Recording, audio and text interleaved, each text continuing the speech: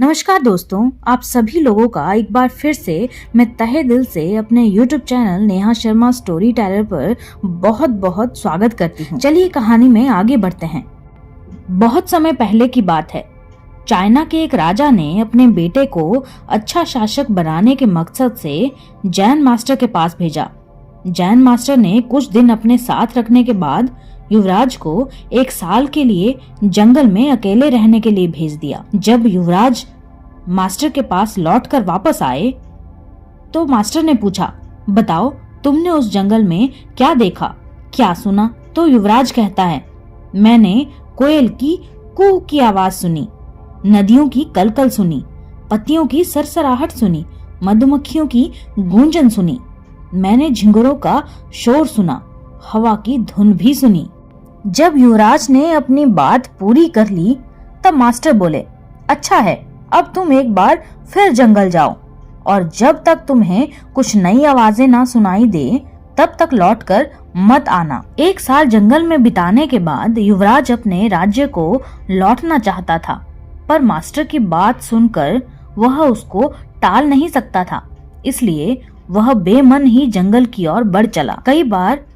कई दिन गुजर गए पर युवराज को कोई नई आवाज नहीं सुनाई दी। वह परेशान हो उठा। उसने निश्चय किया कि अब वह हर आवाज को बड़े ध्यान से सुनेगा। फिर एक दिन सुबह उसे कुछ अनजानी सी आवाजें हल्की हल्की सुनाई देने लगी।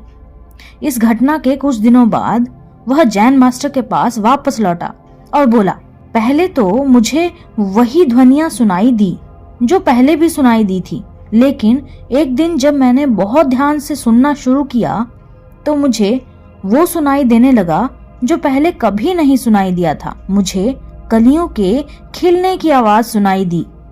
मुझे धरती पर पड़ती सूरज की किरणों और तितलियों के गीत और सांस द्वारा सुबह की ओस पड़ने की आवाज सुनाई दी। यह सुनकर जैन मास्टर खुश हो उठे और मुस्कुराकर बोले, अनसुने को सुनने की क्षमता होना एक अच्छे राजा की निशानी है, क्योंकि जब कोई शासक अपने लोगों के दिल की बात सुनना सीख लेता है, उनके बिना बोले ही उनकी भावनाओं को समझ लेता है, जो दर्द बयां ना किया जा सके वह दर्द समझ लेता है, तब वह अपने लोगों की अनकही शिकायतों को सुन पाता है।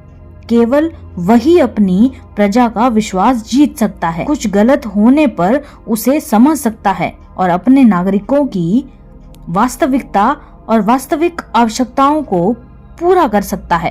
अगर हमें भी अपनी फील्ड का लीडर बनना है तो हमें भी वो सुनना सीखना चाहिए जो नहीं कहा गया है, यानी हमें उस युवराज की तरह बिल्कुल अलर्ट होकर अपना काम करना चाहिए और अपने साथ काम करने वालों की जरूरतों और भावनाओं का ख्याल रखना चाहिए। तभी हम खुद को एक ट्रू लीडर की तरह स्थापित कर सकते हैं।